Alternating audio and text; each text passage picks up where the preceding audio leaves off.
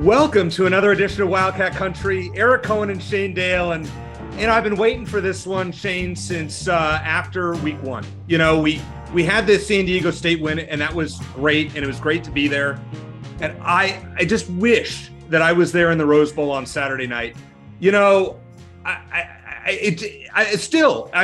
recording this almost 48 hours post-win, and I'm still speechless. Now, you and I all season had talked about UCLA being kind of a fraud. You know, they're going to get theirs. Yep. When we talked about the 5-game gauntlet, we're like, well, maybe UCLA is the easiest one. But then they started to win more games, and I didn't have the faith.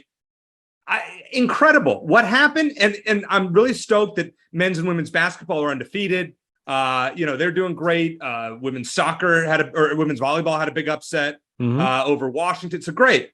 But this win, number 12 UCLA, Shane, on the road, I'm ecstatic about it. How about you? Well, you remember last week, Eric, in our buy or sell segment, your first question was about the Territorial Cup game. Yep. Because we were already thinking ahead, thinking, okay, well, at least maybe we can win that game and win 4 games. Now, all of a sudden, we're going back a week, and we're going to talk about Washington State, because now Arizona's looking at the possible bowl game. And Arizona, by the way, it's interesting because they're the only team in the Pac-12 at the moment that either hasn't secured a bowl eligibility or hasn't been eliminated. They're the only team that's in that limbo. But my story was I was exhausted after dealing with our 3-year-old for the day. I fell asleep about 11. I had made sure their game was recorded. I think it was a tie game when I fell asleep. I woke up about 2 a.m. on the couch, turned on the TV, expecting to, Arizona's probably gonna lose by 2-3 touchdowns, but I'll check it out until it gets out of hand.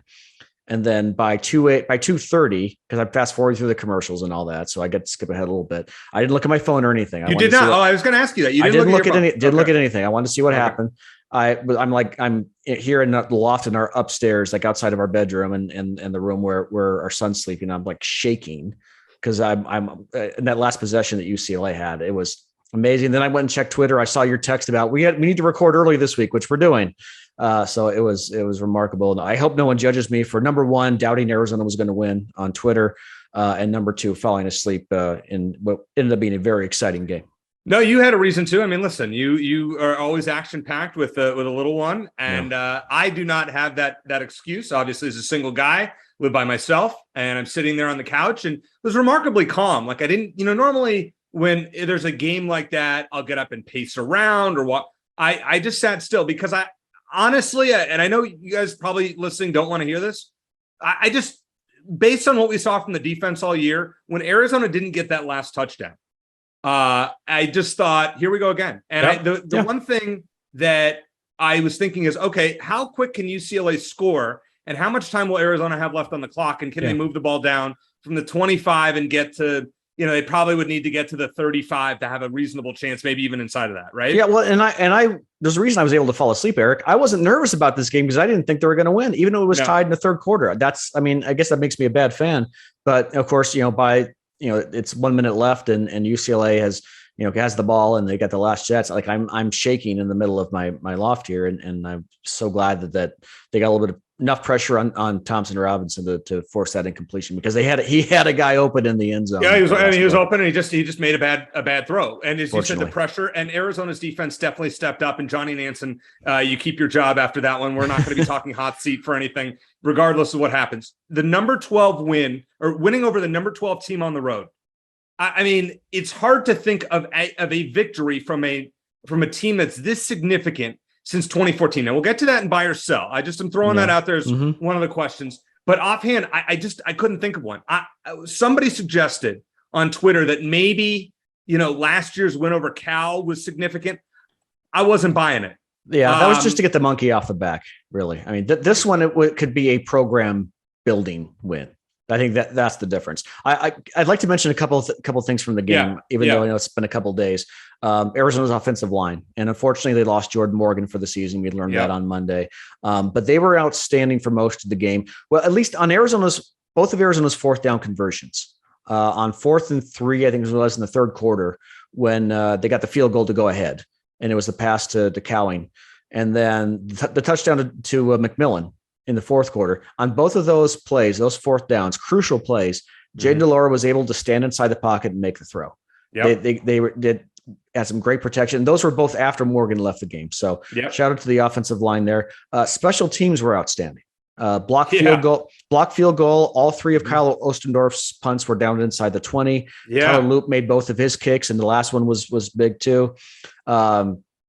Pass rush was the best it's been all season, maybe in the last couple of years. They didn't always get to Thompson Robinson. By the way, the broadcast, if you're going to call him DTR all night, I expect you to call Jaden DeLora JDL. Okay. It's not, but here's that. I mean, I know where you're going with that, but we're not at that point. DTR I'm just saying. He's been in school for like 20 years, Shane. That's true. So, Jaden DeLora it's only his third year. DTR, I mean, literally, we saw him play in person in 2019. Yeah. Yeah. I mean, that feels like an eternity. Kevin Sumlin's last home win. Yeah. Yeah. Yeah. Yeah. But, so, and they got pressure on him. They sacked him 3 times. And even when they didn't get to him, which is tough because he's an elusive guy, they made him throw on the run. And I think we learned that Thompson Robinson is not as good at throwing on the run as Jaden DeLora is. So take that for what it's worth. I want to mention one more thing. I liked Jedd Fisch's play calling on that last possession. Even though they had to settle for a field goal, they were reasonably aggressive without being reckless. You know, they didn't go full Noel Mazzoni and just run it up the middle and expect and punt or try a long field goal. They had some misdirection in there with Michael Wiley, who had a fantastic game, by the way. He was really a workhorse in this game as opposed to the running back by committee we've seen. They had the short throw to Dorian Singer, which was a high percentage throw. And then on third down, that last play before they kicked the field goal, DeLora still had the option to throw. He didn't. No one was open, and he went down in bounds, which was the right thing to do. But that chopped off a lot of time, burned all of UCLA's timeouts. It was a great possession. They didn't quite get a field goal, but I really like Jedd Fisch's play calling on that last drive. Yeah, Jedd's play calling all season, Shane. I mean, with the exception of last week against Utah, where things just weren't going great in general. I mean, his play calling's been really good. It's night and day.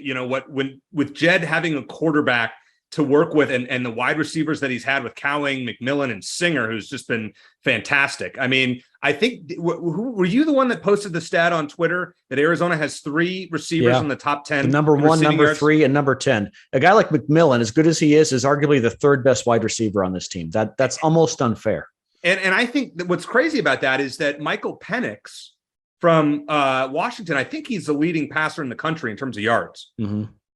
So the fact that Arizona has a number 1 and number 3 receivers in a conference where the quarterback for the other team or for another team is like legitimately right up there in terms of passing yards, still very impressive. There's just so much to break down. We're going to talk a little basketball later in the show. The men's team kind of has a break and doesn't play until later this week. The Maui Invitational's next week. Shane and I will probably end up recording right maybe after the first game next week in the Maui, but we're going to talk football. We were just kind of a PSA behind the scenes here. We were going to switch to basketball. I'm like, we're going to touch on football. Yeah. And then things change. Mm-hmm. And things change in a big way with the program's biggest win in God knows how long. So let's get right to it. It is Buy or Sell, presented by our friends at Ice Shaker. If you're watching the broadcast on YouTube here, Shane has one of our ice shakers and I have the newest one, the half-gallon jug. You can find both of these at iceshaker.com. And as I always like to say, use promo code Wildcat Country, capital W, capital C, and get $5 off your purchase at Ice Shaker. These things are phenomenal. They're a great holiday gift too. So check them out. We're not just toting for them just for fun. These are really great products. So we really appreciate Chris Gronkowski and his sponsorship of the program. And now it is time for one of the most exciting buy or sells. And by the way, before I get to that, I didn't even preview our guest, and that's Barrett Baker, our official Wildcat Country Arizona football analyst, going to join us later in the show. Back by popular demand, as some of you had messaged me like, hey, we need to have Baker on again. Well, we decided we're going to go football again. I texted him Sunday morning, just a few, like at 9 a.m. or so. And he's like, yeah, glad to do it. So Barrett's analysis, if you haven't heard Barrett's analysis, it's very good. You will enjoy the second part of the show. Okay. Number 1, Shane, in Buy or Sell. When it is all said and done, Saturday's road win at number 12 UCLA will be the biggest win Jedd Fisch has during his Arizona tenure. I sure hope not. I'm going to sell it. I think there are bigger wins on the horizon. And I think the fact that they won this game makes it more likely they're going to have even bigger wins in the future, because I think for recruiting purposes, especially winning that game in Southern California, I think that was massive. And it shows that how much this program is on the right track. I mean, in just 1 year, it's gone from arguably the worst team in Power 5, probably the worst team in Power 5 last year, to average, maybe slightly below average. That's a massive step in 1 year. Yeah. And the transfer portal had a lot to do with that. But you still have to get the guys in here. So I certainly hope that a win over a team just outside the top 10, at least Arizona, in their email said Arizona beats number 9 UCLA, of course, highlighting their ranking in the AP poll, which I would too. Okay, fair. Yeah. But hopefully there are bigger wins on the horizon. Maybe not next year, but in the next couple of years. I'm going to buy this one, Shane, and I'm going to tell you why. Arizona hasn't had a road win like this in years, and we'll get to that. Yeah. In the next question. But this is winning a home game, even against a higher ranked team, is, okay, fine. That's a big win. This is just the significance of this win. This is like getting over the hump. And unless you're winning a game that's for the Pac-12 championship or to get to the Pac-12 championship or Pac-10, whatever it is at whatever point, it's hard to just see it. For now, and I'm not saying that, Arizona's not going to be the top 10 team under Jedd Fisch. The significance of this win, Wildcat fans will remember this game, regardless of how anything else happens in Jedd Fisch's tenure. They went on the road and ruined a team's national championship hopes in November. True. Now, when's the last time you were able to say that? That's fair. So I hope I'm wrong. But I'm gonna look at it from that point of view. I just, in terms of quality of opponent, Eric, I think there are bigger wins for Arizona on the horizon. Yes. That's all. But I think as far as program defining wins, this is pretty damn good. Absolutely. I'll say that. Okay. Number 2, Shane, this was the most significant win for the program since at least 2014 against the ASU game or the Oregon game on the road, where Scooby kind of had his coming out party. I can't think of a more significant Arizona win since then by yourself. I'll buy it because I think just because of what it means for the program, and to be fair, that win over Oregon, number 2 Oregon, was massive. Maybe arguably the most impressive win in Arizona football history. But did Arizona capitalize it? Did they maintain that level of success after 2014? Not really. I think this, like I said, this win over UCLA could really be the catalyst in rebuilding this program and building it to areas where it hasn't gotten to before consistently. Got a long way to go to get there, but certainly if you're going to get there, wins like this help. I think they were on the right track already. They're recruiting well. They're bringing in transfers, like Jedd Fisch said during his press conference on Monday, and we're recording Monday night. Full disclosure, he said we don't have a problem with anyone returning our calls. So they're recruiting well already, but this win, especially in Southern California, I think it gives a lot of recruits and potential transfers confidence that this team is on to bigger and better things as soon as next year. So from that standpoint, absolutely, I'm going to buy it. Yeah, I have to buy it. I just can't. There's not a game that stands out to me outside of the 2016 ASU game where they didn't throw a pass in the second half, but that was a bad Arizona team. Well, that was a feel-good game for us. Yeah. But what was it, like a program building game? No. The Oregon game on national TV on a Thursday night, that one stands out to me. The ASU game was great. Mm-hmm. Other ones that stand out to me, the USC win in 2009 on the road after they beat ASU. And I think the 2007, one of the ones that stands out to me, 2007 against Oregon on Thursday Night Football. Yeah. Oregon was number 2 in the country at that time. That was one that stood out and you're like, hey, Mike Stoops is finally turning the corner here. Yeah. So I would put this game on par with any of those. How about that? Yeah, I think that's fair. And I also think in 2017 when Arizona, I think, was it a ranked UCLA team Arizona beat that year with Cool Tate in Tucson? So that was, but again, with Willie Tuitama. Yeah. Well, I'm talking about the Cool Tate year, 2017. Oh, I thought you were talking about 2006. Sorry. They beat when they beat UCLA. No, I know which game you're talking about. I mean, that UCLA game was fine. And it was Tate was, but they didn't build on it though. No, it wasn't. Yeah. I remember the game, but it's not one that stands out as like a program defining game. You know what I mean? Agreed. Okay, number 3, I put this one on Twitter early in the game on Saturday night, and nobody kind of had an answer here. So Shane's going to answer it here. Buy or sell, Shane. Jayden de Laura can be considered the most exciting Arizona quarterback in the last 30 years, if not ever. Most exciting. But I'm struggling. I know, because the only guy I'm thinking about is Cool Tate, but he fizzled out so quickly. I mean, he was exciting to watch. He was electric in a kind of a different way. Delora actually reminds me a little bit more of a better version, all due respect to our friend Anu Sullivan, reminds me a little bit of Anu in his freshman year, because Delora is as good, if not better, throwing the ball when he's scrambling outside the pocket than when he's standing in the pocket. So right. I think he's a better version of Anu Sullivan. Sullivan could have gotten there had he stayed healthy. Oh, come on. You can't put JDL and no offense to Anu. You're right. No, Anu, I know. Yeah. But yeah. And then, of course, I mean, you're thinking about quarterbacks who can scramble. I mean, certainly as far as pocket passers, Nick Foles was fantastic. But as far as exciting, electric, some of the throws he's made have just been ridiculous. The throw he made to Micah Wiley on the run for the Arizona second touchdown was just, there are only a handful of quarterbacks at the college football level right now who can make that throw. Yeah. And he's made a bunch of those this year. So I try to stay away from hyperbole, but I guess I'd lean toward buying that at this point. Yeah. You know what? Tate was so good, Shane, in October of 2017. I mean, he was incredible to watch. He was exciting for a short period of time, but that fizzled. Jayden de Laura has put together a season's worth of plays that you scratch your head like, what in the what is he doing? And oh my God, this guy is fun to watch. And he's going to be back another year, and we're going to get a chance to watch this. So yeah, I know it's the recency bias, and some people may disagree with this, but I'm buying it. I think he is the most exciting Arizona quarterback in terms of making passing and running plays now that he's allowed to run, which he wasn't earlier in the year against Mississippi State, as we saw. He's the most exciting quarterback that I can remember. We doubted him earlier in the year. We were like, is he the right guy? Is it Noah Fafita time? I said that. He was excited. de Laura was exciting at Washington State. And I just, with his legs makes so many plays. And he had a few plays on Saturday night that were just so like, he scrambles back 20 yards. Yeah. The T-Mac touchdown in the fourth quarter.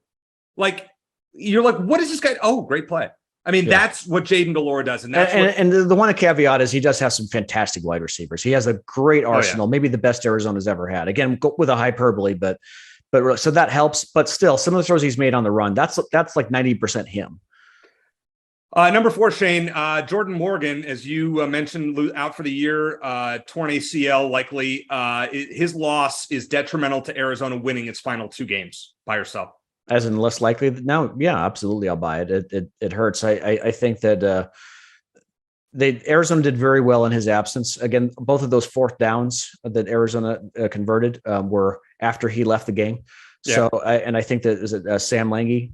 Long. I've heard both. Sam Lange did a pretty good job of replacing him, but it's gonna be tough to replace Jordan Morgan. But you have a mobile quarterback like Jayden de Laura. Hopefully it won't make that big a difference. You can get the ball out quickly. You have a lot of options. So yeah, it's a detriment. I mean, football's won, I think, in 2 aspects. Typically, that you win the battle up front and you win the turnover battle. And Arizona's less likely to win that battle up front on offense without Jordan Morgan. So yes, I'll buy that it at least slightly lessens their chances to win one or both, each of their last 2 games. Okay, I'm going to buy and I'm going to sell this one. Okay, I'm buying it from the point that you're right. Yeah, Arizona's, their offensive line is significantly weaker, and it probably hurts their chances. But I'm going to sell it in the regard that there are only 2 games left. If this was mid-season, I'd be like, oh my gosh, this is brutal. There's 2 games left, and we saw Arizona. Lange did a fine job against UCLA. And you know what? Washington State has a good defensive line. Don't get me wrong. They do. But they in ASU, it's not like you're going up against world beaters here. Yeah. And so therefore, Morgan's loss it's definitely a big loss. But I don't know if it affects Arizona as much as it would have maybe, games ago, just because of the amount of games left, let's say. I think it's a bigger deal against Washington State than against ASU, because we'll get to this, but Washington State's defense is markedly better than ASU's. All right. Shane, this is the one I've been waiting to ask. Number 5, I'm going to keep it simple. Arizona bowl game. I will just say this. I did a lot of bowl projection searching today. I saw one Arizona against Miami in the Gasparilla Bowl. And I saw one Arizona against Oklahoma in the Liberty Bowl. I think Brett McMurphy of Action Network put that one out. Okay. So I'm just going to say buy or sell. Arizona bowl game. So you're basically asking me to predict the last 2 games. I mean, just Give me what you can out of this one. Yeah. Gosh, Eric, and you know what? I saw the question earlier, and I still don't know how to answer it. But I mean, I'll sell it reluctantly. Okay. I think it's still a hill to climb. I think Arizona, especially with so many young players, I think it's easy to get complacent and rest on your laurels and think that you finally arrived. They have so many young players on the team. Washington State is legitimately good. They're the worst team Arizona's faced in almost 2 months, but they're still a very good team. Yes, especially on the defensive side. This isn't Mike Leach's team. So there's that. And then the ASU game, I think Arizona's a little bit better than ASU right now. They're playing at home, and we'll get to that more next week, but it's a rivalry game. It's a who the hell knows kind of game because both teams are reasonably equally talented. So for Lightning, I won't say Lightning to strike twice, but it's tough to win both of those games. They haven't won 2 straight games. I think Jedd Fisch noted in like 3 years, they have won 2 straight games. So we'll see. I'll sell it for now. But I just the fact that we have a possible bowl game to talk about is fantastic and more than I expected after a couple of weeks ago. I was hoping you'd give me clarity as to how I'm going to make my pick at the end of the show. Cause I legitimately, it's early in the week. I haven't written my sports line column. I don't know who I'm picking here. Arizona's a 4-point underdog. We will make our picks at the end of the show. I mean, at this point, as crazy as it sounds, I'm buying it. I'm not saying Arizona's guaranteed to win the game, but I think the conversation is real. And I think that's just kind of what I meant with this question. Is the conversation real? Yeah, I think it is. I think, well, sure. The conversation, yes, 100%. I'll buy that. Yeah, they could definitely win both of their last 2 games. The fact that Arizona is showing up in bowl projections this week, where we hadn't seen them in that position in 6 to 7, 8 weeks. Yeah, I mean it's real, and I'm drinking the Kool-Aid, and I probably am, and I'm going to let you win the picks. By my bad picks lately. I'm buying it. That's all I'm going to say about that for now. Number 6, Shane, kind of a bonus question. Jayden de Laura's passion on Saturday against his former team is actually a bad thing. Buy or sell? I'll buy that it could be. Yeah, I know he's charged up to play Washington State, and I think he has a lot of resentment there, not against his former teammates, but because the athletic department let Nick Rolovich and a lot of assistants go. And I think that regardless of what you think about, taking or not taking the COVID vaccine, I think that de Laura is very upset at how that happened and how the athletic department handled it. And so it's very personal for him. And you saw how passionate he got on the sideline after the UCLA game. So especially for a younger guy, he's got some experience now, but he's still on the young side and experience wise at the collegiate level. I think it could be. I think he could maybe try to do a little too much. Hopefully Jedd Fisch and his the coaching staff hammer in him. Look, just keep doing what you're doing. Like Jedd Fisch said at his press conference, you try to look at it like it's just another set of guys across the line. That's easier said than done for a guy like de Laura. But I think it's going to, if anything, it'd be a detriment. You want a guy who's emotional, but you don't want a guy who's going to let his emotions overtake his ability. Yeah, you don't want a guy who's going to be reckless. Right. And that I'm a little concerned about with de Laura. So yeah, I'm going to buy this. He's got to play under control, and if he plays under control, Arizona very well could win this game. The crowd, I mean, the enthusiasm that's now generated as part of this program is something else. And can you imagine if Arizona wins this game and their 2 straight wins going into ASU with a bowl game on the line? That stadium we're going to be in, Shane, is better be sold out. Crazy. Yeah. So I am really excited. This was a week that, I was like, all right, well, we're just kind of playing out the string and we'll see if Arizona can get back on the winning track. I mean, I am really excited for this football game on Saturday. Me too. I'm like, all right, I'm locking myself in the house this week. I don't want to get sick. I don't want to miss, I'm really excited. This is probably the most excited I've been for a game all year. And that includes San Diego State. Call me crazy. Yeah. But after that win, holy crap, I'm a believer. Speaking of believers, coming up next, let's talk to Barrett Baker, who is a former special teams captain. I think he's a fire captain. I can never remember his title, but he's also the best football analyst that we have on this program, or one of the great ones that we have on this program, because we have a lot of cool ones. But Barrett's great. We're going to have him on here on Wildcat Country.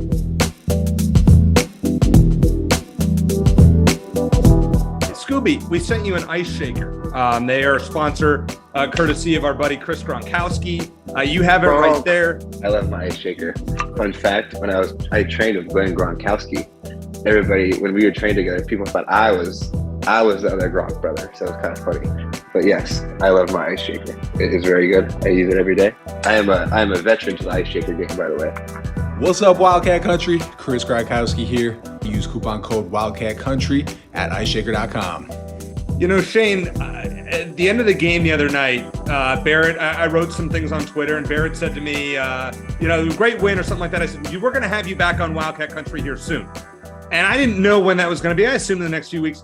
I didn't expect it to be 2 days later, but it's so amazing that it is, that we have our official college football analyst, or Arizona Wildcats analyst, Barrett Baker, joining Shane and I here on Wildcat Country. All right, Barrett, I got a difficult one to start with. My buddy Steve, who was at the game at the Rose Bowl, said in coming out of the tunnel for both halves, Arizona looked to be more fired up and had more energy than he can ever remember in going to games, and he's a season ticket holder like me. What would you attribute that to? Was it going back to Southern California? Was it UCLA, leaving the conference? Like, what would you attribute that rush of enthusiasm to? I think there's a couple things there. I mean, our roster is obviously very heavily influenced by California kids. And the truth of the matter is we got the scraps. And that doesn't sound right, but right, UCLA and USC, they get their pick of the litter. And then oftentimes Arizona is an afterthought. So I think Jacob Manu is a prime example of that. As if someone tells you that you're too short or too slow or too whatever, then you have a little bit of a personal edge to you that you're going to take with you to that game. So I think that's first and foremost. And then secondly, we just had a really, really tough schedule. And the fact is we did not play well against Utah. And it was a sloppy game if you're putting the ball on the floor 7 times and this and that. So there's a little of a get back to basics and let's show who we are.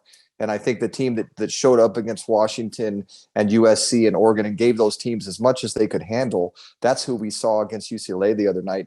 And what a great just 60 minutes of football in all aspects of it. Yeah, Barrett, like Eric said, thanks again for joining us. I think this is your 4th appearance during the season. We appreciate it, especially on such short notice.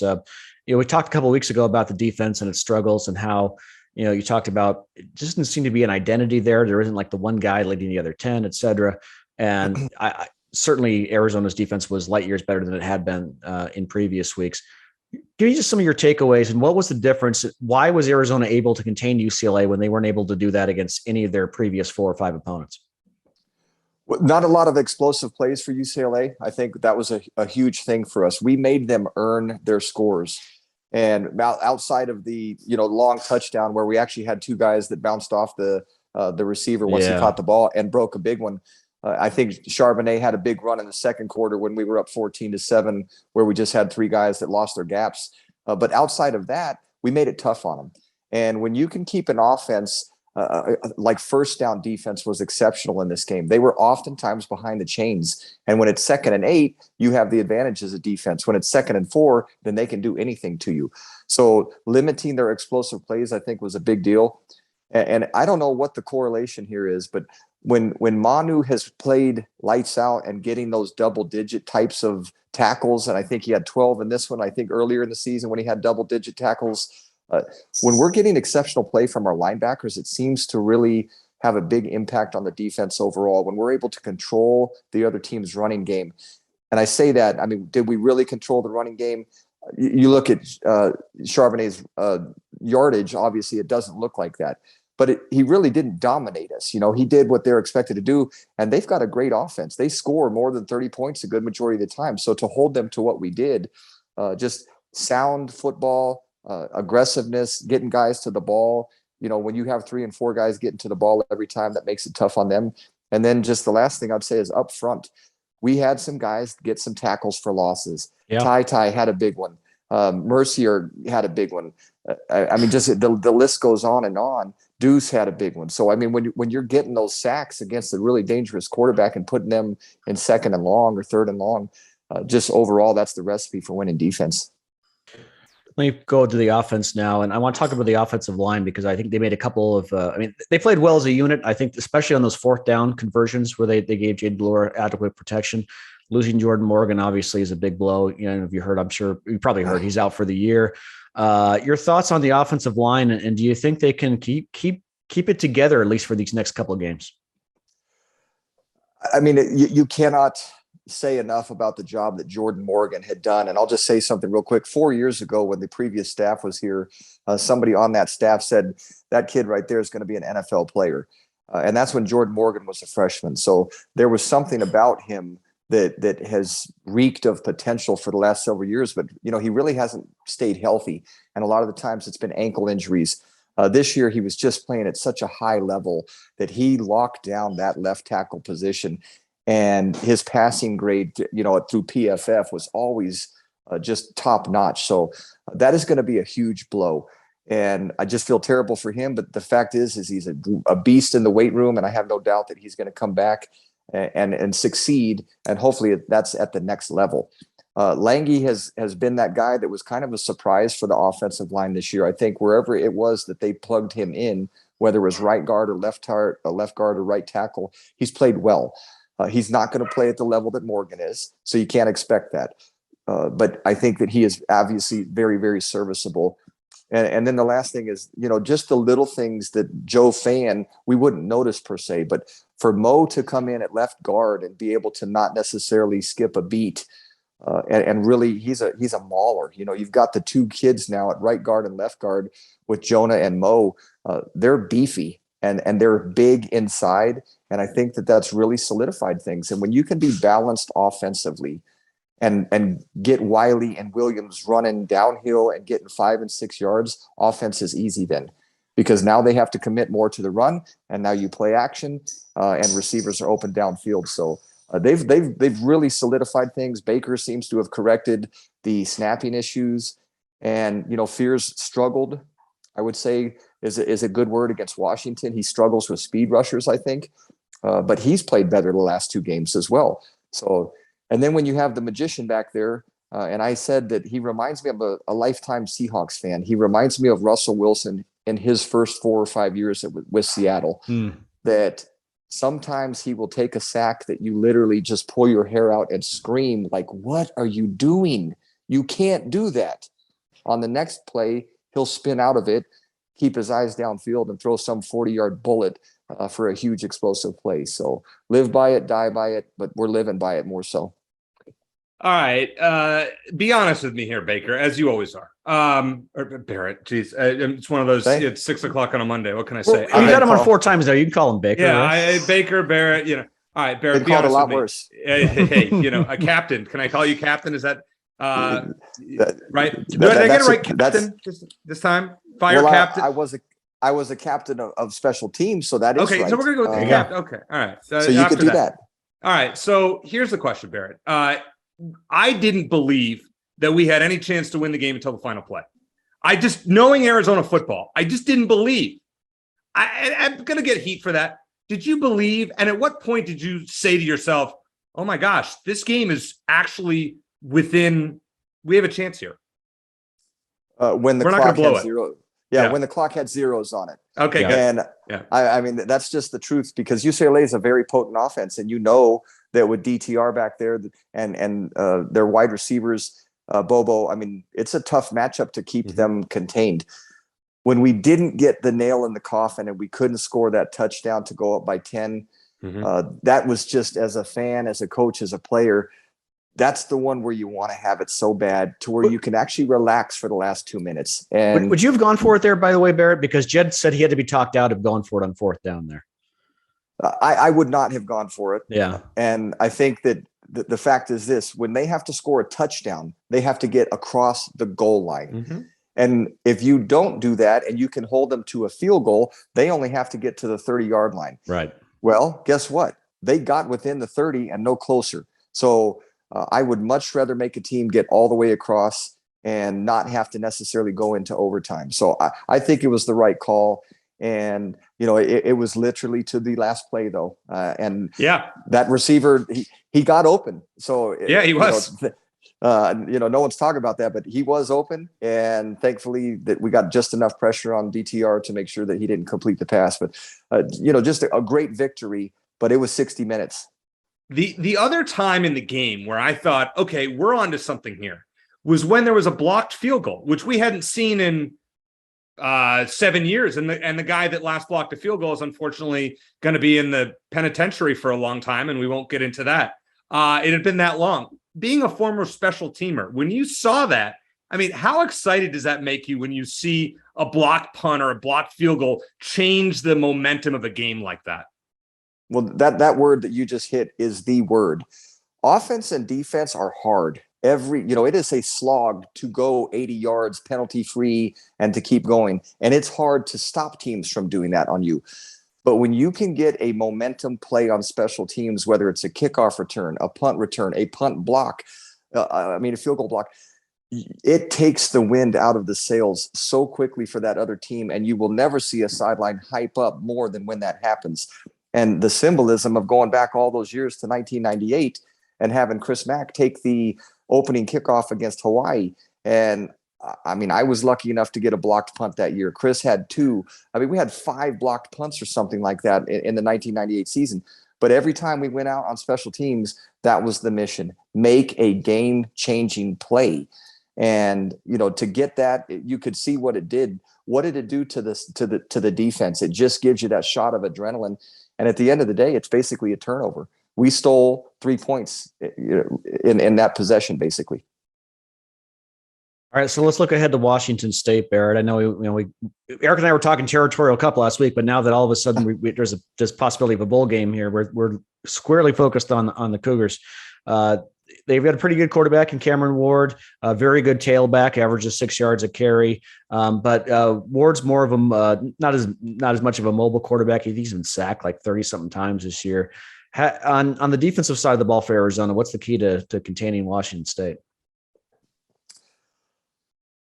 That's just a tough one because they're good at their system. And Ward is a first year in his year there, but he's been a successful quarterback before that, his previous destination. There's more to this game because, quite frankly, they chose Ward instead of Delora. So that adds a little bit to it. But again, limiting the explosive plays and getting them behind the chains. They kind of have that same controlled passing game where they're okay throwing 2 yards and 3 yards downfield and then making you be disciplined enough on defense to get 11 guys running to the ball. So, I hate to say it, but ASU, they're down 28 points in the first half and then shut them out, I believe, in the second half. Right. So put that tape on. What happened to where they were Jekyll and Hyde and they were able to get shut out in the second half. And, like anything, we didn't have Paris Shannon this last game, but need to get healthy up front and just get them behind the chains. And they lost one of their best offensive linemen, I believe, 2 weeks ago, which you'd never like to see, obviously, on a personal level, but win up front and make it tough on him. And I think in looking at Ward, he's got a great arm, but sometimes he just makes some bad throws. His accuracy can really be 8 interceptions this year. Yeah. Yeah. Very erratic. So I think that's the key, is making him make mistakes. To give a tip of the cap to Nansen last week, we saw Roland Wallace come off the short corner and do a corner blitz. And that was the play that they actually got called for offensive pass interference. So he didn't get there with the blitz, caused a penalty perhaps. He brought CY several times. I don't know if I would keep bringing him because it wasn't very effective. When we brought him on the blitz, it just didn't work, quite frankly. Yeah. And he just gated down and didn't really run through anybody and got stoned pretty easily. So, but just the fact of giving some different looks, make it a little bit confusing for their offense to not know where guys are coming from. It just adds something else for them to think about to where they're not making it so basic. Last question for you, Barrett. And by the way, your dog behind you stealing the show. He knocked over some pillows and now he's he's star great. Of the show. I was going to say the same thing. Was it a he or a she back there? She's Annie. Annie. We had our previous dog died unexpectedly, and she's been a great addition. She's like, I don't know what she is. She's husky. Yeah. And about 95 other things, but she's a great little girl. Yeah, we're the same situation with us. We adopted a border collie a couple of years ago. Very much the same. All right. Getting back to football, I want to ask you about Jayden de Laura, because this is going to be a very emotional game for him. And we saw how emotional he was, at the end of the UCLA game. And he's talked about how it is personal for him. Is there a way for him to maybe use that emotion to his advantage on Saturday? Or is it just something like where Jedd Fisch said during his press conference on Monday that he just needs to think of this as another team and just approach it from that perspective? I mean, from a coaching standpoint, that's what you want. And that's the messaging that you have to get to him is it's just another game.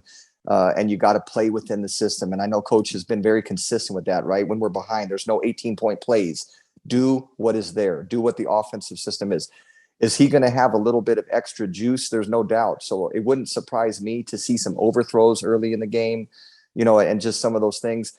But I think what we've seen with Delora, I mean, the guy's a magician a good majority of the time, and he makes throws that we haven't seen guys making in an Arizona football uniform for a little while now. So I just think, again, between the 3 wide receivers and Tanner and the level that he's playing, and if Wiley and Williams can continue to do what they are doing, he doesn't have to do anything crazy. And it's important, I think, again, this is a little thing, but at Arizona, we don't play games at noon. And that might be something that, let's see how we come out in the first quarter, because when you stay at the team hotel on the travel squad, you get a good night's sleep. Hopefully you wake up, you have breakfast, you have some meetings, you're watching football throughout the day. Again, you get a good dinner before the game, and then you get to the stadium and you start going through your routine.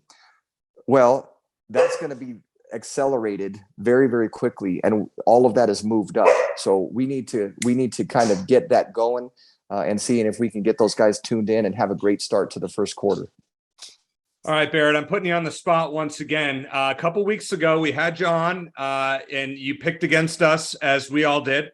I'm going to ask you these last 2 games here, Washington State and ASU. Does Arizona win them both and therefore achieve bowl eligibility? Or are we not going to be as fortunate? I'm putting you on the spot. It's so challenging because, and I'll give you a long answer, and I'm sorry to do that, but we always talk about a letdown. And when you just beat UCLA, then it's very difficult to not think that you're Superman and that you take Washington State lightly because of the fact of what's on the line there with the last game. But I think offensively, outside of the Utah game, we are in every single game. And if we can get the defensive effort that we've seen, I say, over the last 2 games where we saw glimpses that they were trending a little bit better. They were doing a little bit better. If that continues, then we can beat Washington State. And I will triple down and say that no matter what, we are going to beat ASU. And that's going to be a great game to witness. I just think that the programs are going in different directions. I know that they had a little spark with the Guano, but we're a better team than them. And we're gonna take care of business against ASU. So as long as we stay grounded against this Washington State team, then we sweep it and we're bowl eligible. I'm going to throw one more at you real quick, Barrett, just to follow up on that. As a Wildcat alum and Wildcat diehard, who would you rather face, Emory Jones or Trenton Bourguet?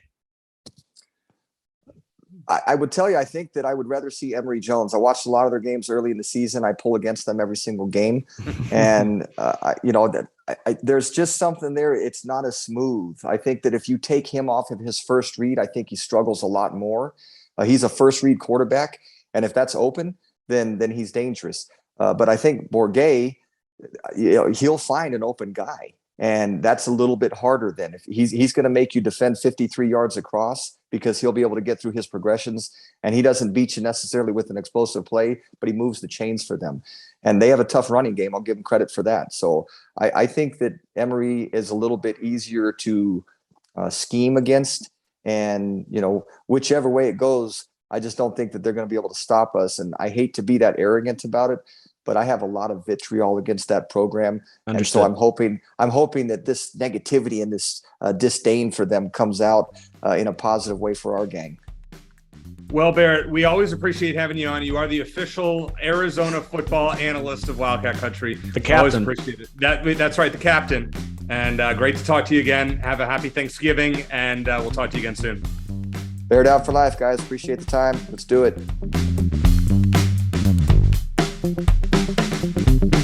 If you're looking to add value to your sports cards, you've got to check out dtsportscards.com. They're an authorized dealer for PSA, which means you'll get great prices on your submissions if you go through them. And for just $2 a card, DT Sports Cards will take a close look at each card you submit and let you know whether it's worth grading. I just submitted some high-end hockey cards. They took a very close look, said they're good to go, and they all earned a PSA 10 grade, which tripled the value of each card. DT Sports Cards is located right here in Arizona. They provide quick, personalized service through email or direct messages.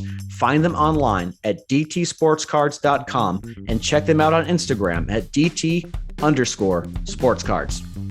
Well, always great to talk to Barrett Baker, if I could get his name right, which is just call him the captain. The captain. That's right. That's what we'll call him. But he's always great to have on. He's been great with us this year, as you said, Shane. This fourth time on the program, and no better week to have him on to break it down because he tells it straight. I mean, he's honest, and we appreciate that.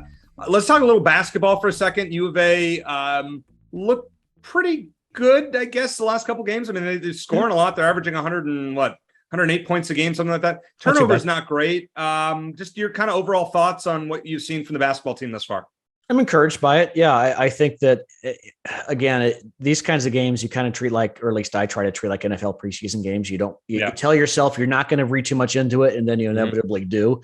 But like what I've seen so far, especially from Umar Ballo, who, 2 games, and like someone on Twitter noted, he hasn't really played against a lot of big guys yet, so we'll see how he does. But on both sides of the ball, he looks like a very capable replacement for Christian Coloco in the starting lineup.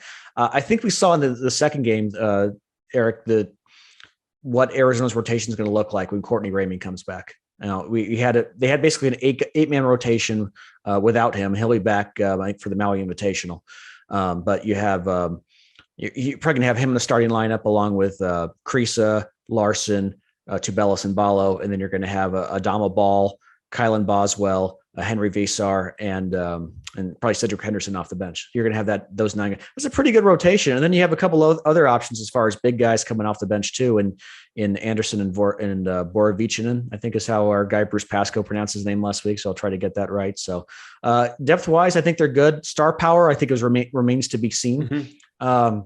And like we talked about last week, I think the turnovers maybe just kind of come with the territory, the way this team plays, but you want to see them at least keep it closer to 15 than 20 or 25. But I think they'll gel. And so so far, so good as far as I'm concerned. There's not a lot to discuss, but what I've seen so far has mostly been good. Want to give a shout out to Kirk Krisa, who having a triple double, even in limited minutes last Friday night. The third guy in Arizona history to have multiple triple doubles in his career. Who's it? Iguodala and Lauren Woods. Lauren Woods. Right? Yep. Yeah. How about that? That's a great trivia question. But who would have thought? I mean, he was, Kerr's done a good job, kind of playing under control, which is good. Yep. I love Boswell off the bench, just his vision. I'm just so impressive. This team's fun. They moved up to number 14 in the polls. They look the part. And I think another reason, and this, to be truthful, like this was going to be the lead that I was going to lead with this week. The Pac-12 in basketball is so bad. Ugh. I mean, it's now I know Colorado beat Tennessee. They did after losing to Grambling. Yeah. I mean, ASU loses to Texas Southern and almost lost to Tarleton State. Yeah. You've got, USC lost to Florida Gulf Coast. Oregon got smoked by UC Irvine at home. Yeah. This conference, Shane, is crap. Yeah. Outside of UCLA and Arizona, it's real bad. You wonder why Arizona got picked to finish second in the conference behind UCLA, even though they lost so many guys. Well, now you know. It's very early. Maybe some teams are going to get things sorted out. I think Oregon probably will. But the rest of the conference, I don't know. Colorado bounced back and beat Tennessee, so maybe they'll end up being okay. I mean, I'm not one of these guys that says back the pack, but I'd like to see some Pac-12 teams be decent so we can at least get some decent wins on a resume going into the NCAA tournament. This is real bad, Shane. I mean, these teams are awful. We will touch more on this in the coming weeks, but I really wanted to focus on it more. I guess football kind of steals the day here, and I can't really blame it. So we got some picks. As we do every week, this is brought to you by our newest sponsor, Shane, DT Sports Cards. Tell us more about them. Yeah. So if you're into grading cards, like I've gotten into the last couple of years, during the pandemic, found a lot of old sports cards and I've been buying some more since then. You want to submit them to PSA. They're pretty much the gold standard of graders. DT Sports Cards, if you submit your cards through them, They'll take care of it. They'll make sure your cards look great before they go to PSA, and then $2 a card. They'll look at them and tell you if they look good or if they don't. I just did another submission, and David DT Sports Cards, he got back to me right away as soon as he got the card and said, just want to bring a few of these to your attention. I don't think these are going to grade very well. We should probably not submit them. I said, thank you. $2, it's worth not losing money on these cards. So the other ones are good to go. And so far, what I've gotten back, he's been great. It's almost impossible to predict what PSA is going to grade your cards at. He's done a fantastic job so far. So highly recommend them. DTsportscards.com. Find them on Twitter and Instagram at DT_sportscards. They're also local. Dave lives in the East Valley. So he's a local guy. He's at the card show that's coming up next week, which we'll tell you more about. So cannot recommend them enough. Well, since they have come on board, Shane, in the last couple of weeks, you have cut my lead, which seemed insurmountable, down to 3 games after a 7-2 in 1 week. Yeah, we differed on 3 last week, and I think I got you on all 3 of them, didn't I? I think you did. So we've got an 8-pack of games. We'll go fairly quickly here, Shane. TCU is undefeated, 10-0. They're -3 at Baylor. Who you got? I keep picking against TCU, and they keep proving me wrong. I thought Texas was going to be their undoing, but probably serves me right now that TCU is probably going to lose, but I'm going to take TCU with the points. All right. I'm just like letting you back in it because every week it's like UCLA. I'm going to be right one of these weeks, picking Baylor to win the game outright. I know they got blown out by Kansas State at home last week. I just have a feeling this is Baylor's week to upset TCU. Cal in the, what do they call this one? The big game. Cal's a 5.5-point favorite at home against Stanford. I don't even know what to do with this game. Shane, help me out here.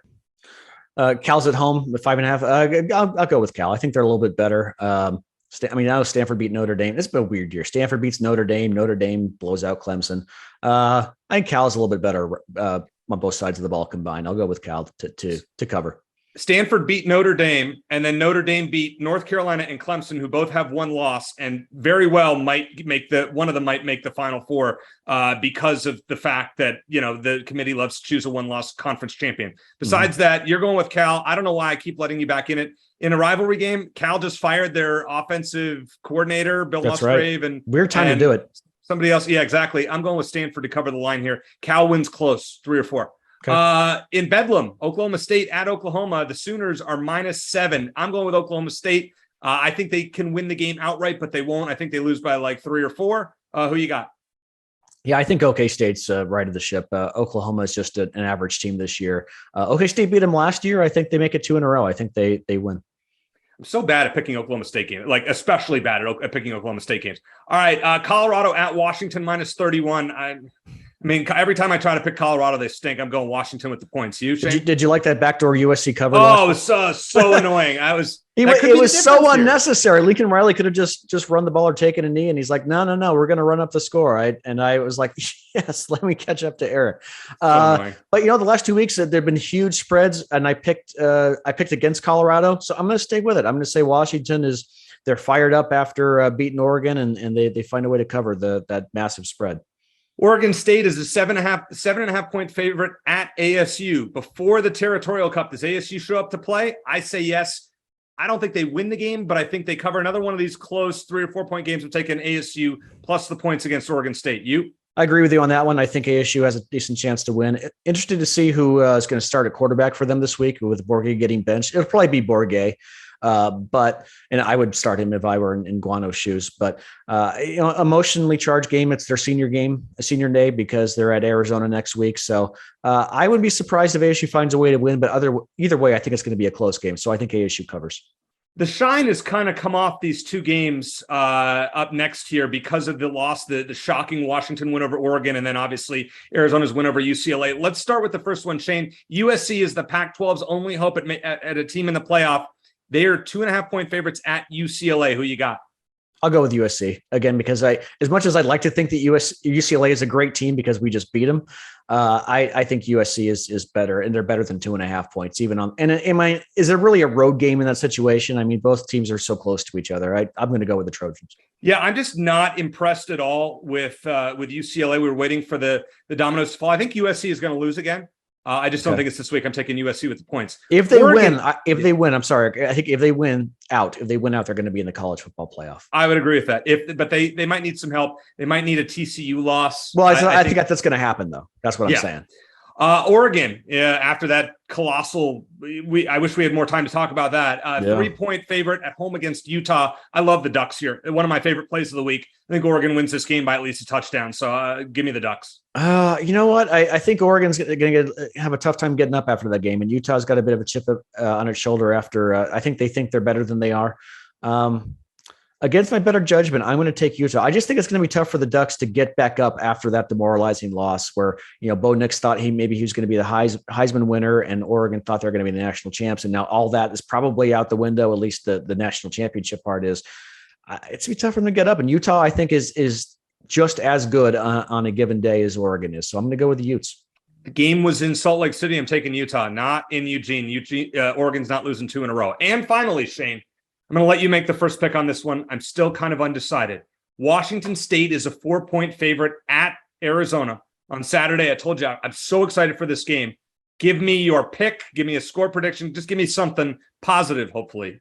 So this is not Mike Leach's Washington State team anymore. They're an average offensive team. Mm-hmm. They're a very good defensive team. Maybe arguably the second best defensive team in the Pac-12. They're also very good in the red zone. They've scored 90% of the time when they've gotten inside their opponent's 20, which is best in the conference, significantly better than what Arizona's been. They have a 72% touchdown rate, third in the conference in yards allowed, tied for third in sacks. I think it's going to be a difficult matchup for Jayden de Laura, who I hate to say it, but I think his emotions might get the best of him enough to cost Arizona the game. Nakia Watson at Washington State is an outstanding tailback, averages just over 6 yards a carry. That's fourth best in the Pac-12. So you can see a close game, emotionally charged game, but Washington State they're not ranked, but they are legitimately good. And I think that Arizona, it's a little bit of the complacency is going to settle in just because they're such a young team. So I'm going to say Washington State 37, Arizona 30. Well, that would be a barn burner. You know what, Shane, something I've gone back and forth with this pick throughout the show. I don't know what to do, but I'm going to just go with what my gut says. Arizona, that win is a program-changing win against UCLA. I really believe that. And until proven otherwise, I think the Wildcats are for real again. I think they got through that tough stretch and ruined a team's chances at a national championship, potentially. I think Arizona finds a way to win this game. It's not going to be pretty. The way I would think of it is like there was a Stanford game, I think in 2011, where Andrew Luck was there. I think McCaffrey might have been there it was a close game. Stanford had to throw at the end zone to win the game. Didn't get it, and Arizona won. It was a real close one. I think 09, but I know the game you're talking about. 09, okay. Yeah, so it must have been Gerhardt. Yeah, Gerhardt was running back. I'm going to say Arizona 31, Washington State 27. Okay. It's probably my fandom speaking here, and maybe not the analysis, but probably getting you right back in this whole picks thing before our final couple weeks. But I'll tell you what, I'm so excited about this program. One game changed everything, and we're really excited for it. So thanks to Barrett Baker for joining us. Great analysis from him. For Shane Dale, I'm Eric Cohen. Let's hope this is a great week, and bear down.